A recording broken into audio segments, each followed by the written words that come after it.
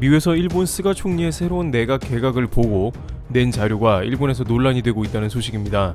그리고 이러한 발언은 처음이 아니고 미국에서 자주 등장하는데 나름의 반전도 있다고 하는데, 아베 총리 뒤를 잇고 야심차게 등장한 스가 총리의 현재 일본 내각 구성 상태가 어떤지 보겠습니다.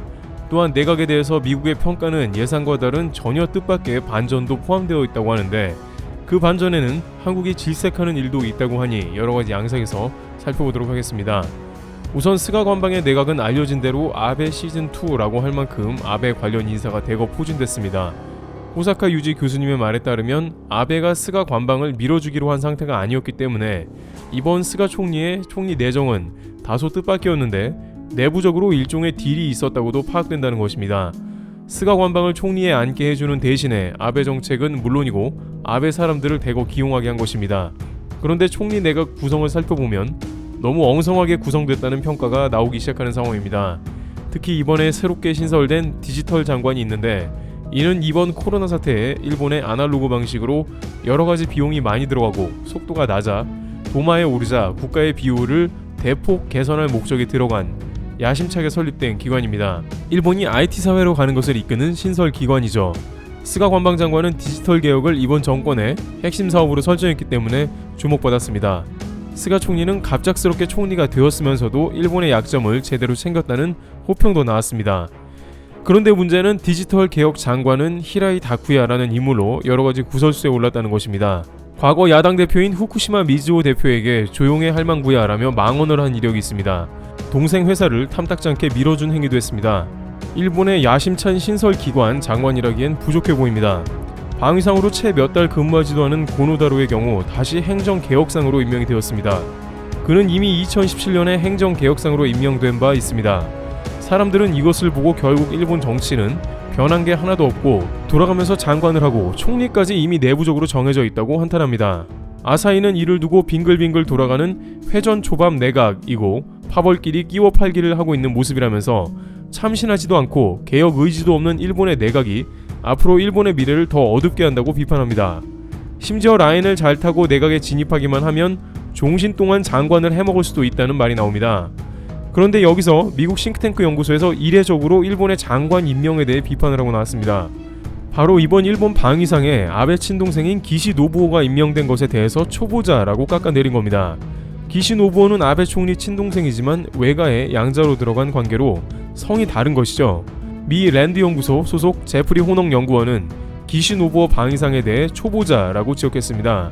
그는 스가 총리의 강요 기용 방식에 대해서 의심의 눈길을 보내면서 일본 내각에 의문을 던진 것입니다. 일본 내에선 스가 총리가 기시 중의원을 아베 전 총리를 배려한 것 아니겠냐는 시각도 있지만, 미국에서 이와 같은 이야기가 나오자 일본 네티즌들은 내정 간섭이 심하다며 불쾌한 반응을 보입니다. 한 네티즌은 트럼프나 자기 사람들 입단속을 시키는 게 좋을 것 같다라며 미국의 과도한 참견이라고 비판합니다. 미국이 일본에 대해서 초보라는 조롱 같은 말을 쓴 것은 이번이 처음은 아니고 종종 있어왔습니다.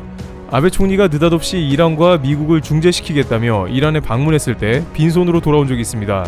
심지어 아베 총리가 이란에 있을 때 일본 배는 호르무즈 해역에서 피격당하는 수모를 겪기도 했습니다. 당시 아베 총리가 도대체 이란에 왜 갔는지 모르겠다는 의견이 쏟아지면서 외교 천재는 어디 갔냐는 비판이 나왔죠. 미국의 월스트리트 저널은 일본에서 외교 천재라고 호평받는 아베 총리에게 외교 초짜가 이란에 왜 갔는가 라면서 날선 비판을 했습니다. 그러나 미국에서 스가 총리가 처음 되었는데 이렇게 내각 인사에 대해서 비판한 것은 다소 이례적입니다. 그런데 이에 대해서는 오히려 반전이 있다고 전해집니다.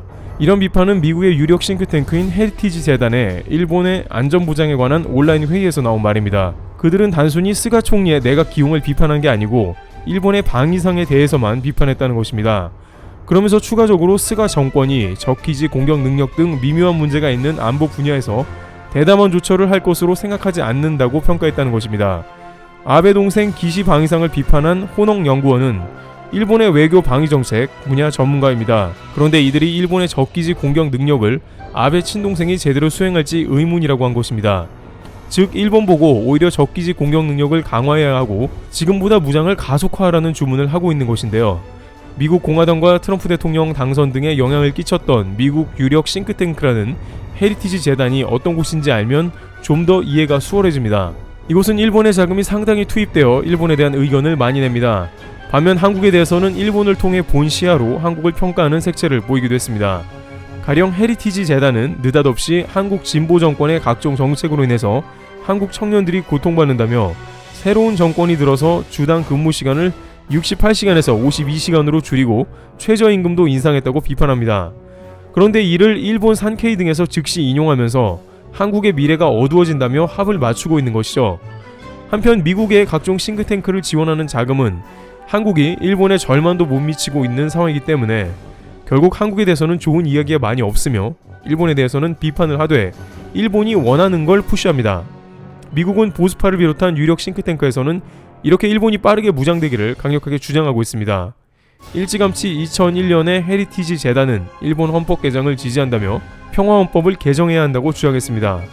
공화당의 막강한 영향력을 행사하는 이들은 당시에 조지 부시 대통령에게 이러한 내용을 보고해야 한다고 했으며 일본이 빠른 시일 내에 집단적 자위권을 행사할 수 있도록 해야 한다는 것이 주요한 내용이었습니다. 이들 주장의 핵심은 일본이 무장화를 서두르는 것이 미일 동맹의 핵심이 될 것이라고 하는 면입니다.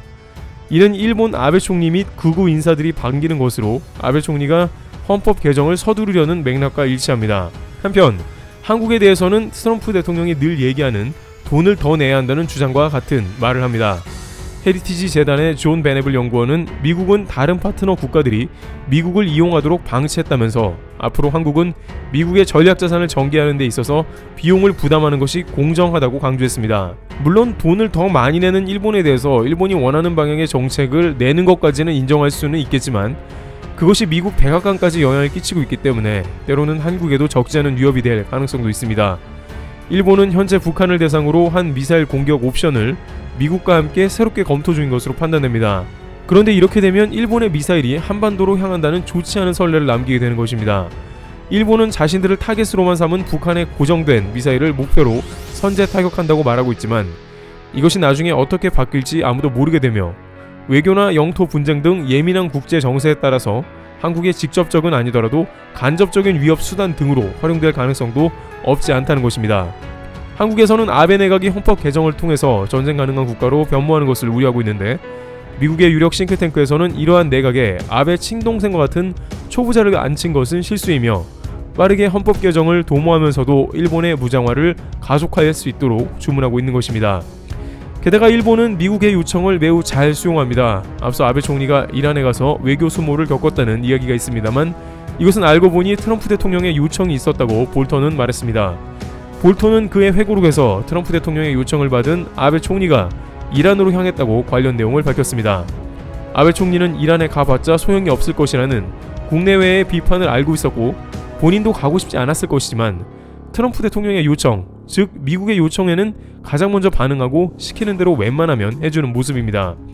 자신들이 내키지도 않는 것을 미국이라면 들어주는데 일본의 무장화는 일본 극우 세력이 바라는 것이라서 싱크탱크 재단이 아베 친동생 기시 방위상을 초보라고 했지만 어떤 면에서 아베의 가족이기 때문에 아베가 원하는 극우의 전쟁 가능한 국가로 가는데 오히려 빠르게 작업할 수도 있다는 의견도 나오고 있습니다. 이와 같이 새롭게 스가 내각이 출발하고 있는 가운데 일본은 과거의 정치 유산을 그대로 이어가고 있습니다. 게다가 일본이 아니라 미국까지 합세하여 일본은 군사 무장화를 서둘러야 한다고 주장하는 모습입니다.